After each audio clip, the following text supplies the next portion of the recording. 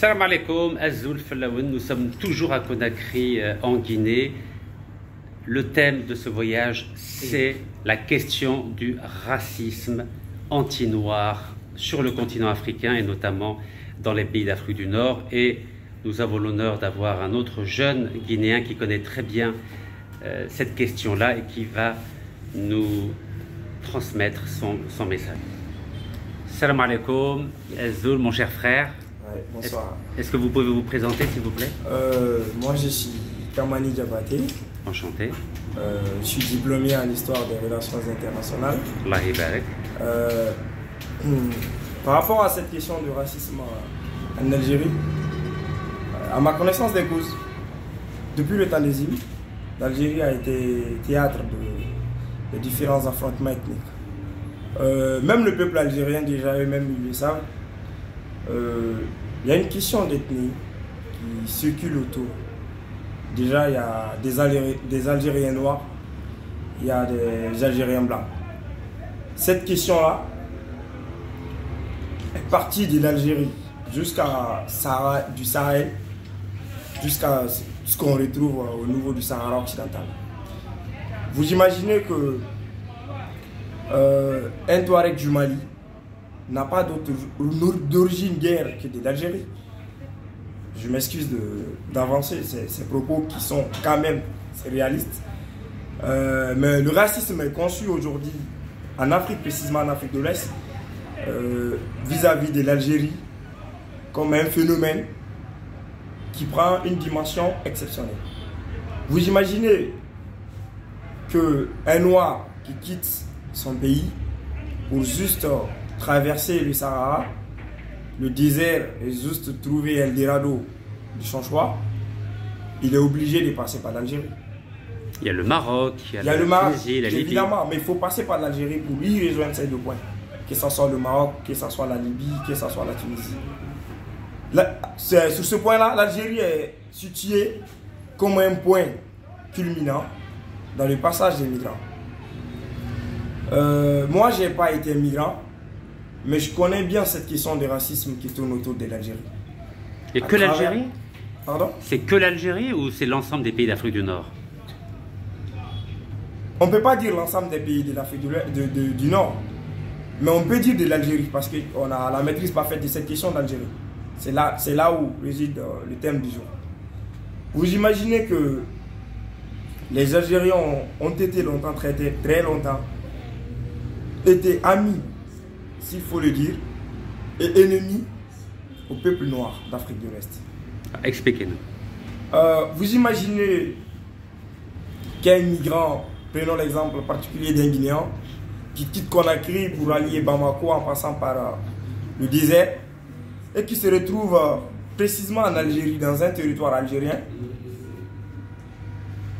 il est cherché de plein fouet, de crises. Il est cherché de cailloux, s'il faut le dire, parce qu'on considère qu'il n'est pas à sa place. C'est-à-dire? C'est-à-dire,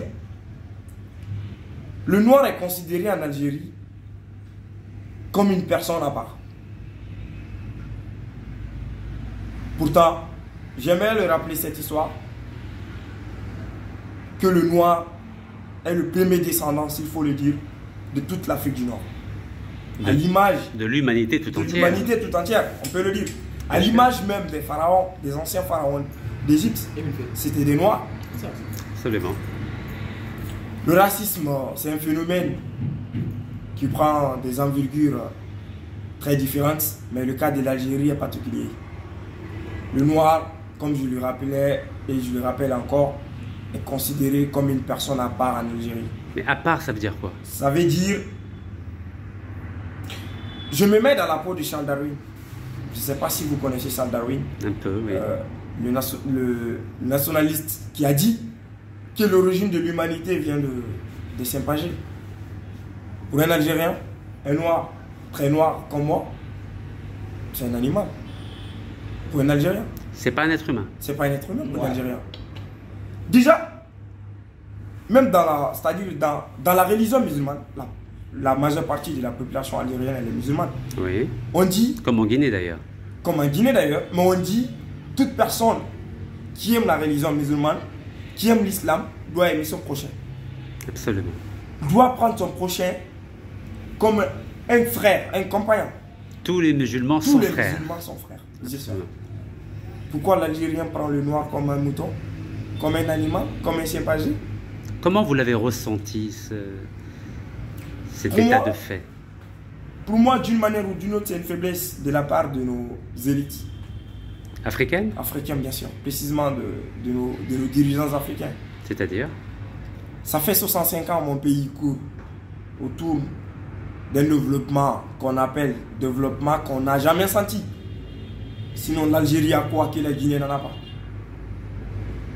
Son accès précisément à une partie de l'Europe n'est pas un atout vis-à-vis de nos potentiels naturels que nous avons ici. Mais pourquoi un Algérien est mieux qu'un Guinéen? Pourquoi un Guinéen puisse quitter la Guinée, se diriger vers l'Algérie? Parce qu'il se trouve dans des moments difficiles, dans des situations si compliquées que Dieu même le sait. Donc vous êtes en train de dire que l'Algérie empêche les jeunes Guinéens d'avoir accès à l'Europe, c'est bien ça? C'est bien sûr. Et pourquoi? Pourquoi? Parce que pour eux, l'être humain, le noir, précisément la peau noire, n'est pas considéré comme un être humain. Les noirs ne méritent pas de bonheur.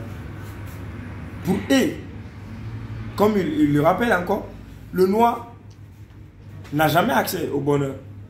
Pour le noir, c'est tirer, avoir des chaînes. Pour eux, la définition des noirs, c'est ça. Mais si je comprends bien votre raisonnement, les jeunes noirs, que ce soit des Guinéens ou des Maliens qui veulent aller en Algérie, ce n'est pas pour s'installer en Algérie, c'est simplement pour aller en Europe. Justement. Pourquoi l'Algérie bloquerait cela? Pourquoi? On ne sait pas. La question, elle se pose aux Algériens eux-mêmes, aux milliers d'Algériens qui sont là, qui ferment des frontières, qui ferment des portes à des Africains. Mais croyez-moi ou non, la migration a existé avant nous. Elle résistera avant nous. Personne ne peut bloquer ce phénomène. Même eux, les Occidentaux, l'Union européenne, ils ont été les premiers à venir chez nous. À coloniser chez nous. Et nous serons saisis pour bien profiter de ce qu'ils ont plié de chez nous. C'est ça le raisonnement qu'on va donner. Pour répondre à la question de dire que pourquoi un Algérien ou les Algériens diront que le noir ou précisément un Guinéen ne devrait pas passer par l'Algérie pour rejoindre l'Europe. Parce qu'ils ne veulent pas voir un Guinéen reçu de sa vie. Parce qu'ils ne veulent même pas voir un noir de peau sous ces deux yeux-là. Cette question, on la pose encore aux Algériens. On n'est pas chez vous juste pour nous installer. Qui puisait. On est juste de passage. Pour rejoindre un autre pays. Qui on pense que c'est le paradis. Sincèrement, le message que je dirais à l'ensemble des Algériens par rapport à cette question, c'est de prendre les Noirs comme des frères et sœurs. C'est de respecter la démocratisation ou la politisation de l'être humain. Oui, en quelque sorte, l'être humain a droit à la démocratie. L'Algérie, c'est une république. Absolument. Alors, respectez les consignes. Respectez l'être humain, respectez les valeurs humaines. Si un Guinéen est chez vous, s'il vous plaît, accordez-lui le minimum de temps qu'il puisse faire chez vous. Dans les valeurs africaines. Parce que l'Afrique a été longtemps connue par sa valeur d'hospitalité. Je m'excuse du terme. Mais guère que nos amis algériens ne connaissent plus cette conception. Ce concept est inconnu chez eux. Dieu même a donné de la force au noir. Le noir est considéré comme une partie intégrante de la vie. Vous imaginez qui a été le premier à parler qui a été le premier à dire Allahu Akbar sous la Kaaba? Le grand Bilal. On n'était pas là.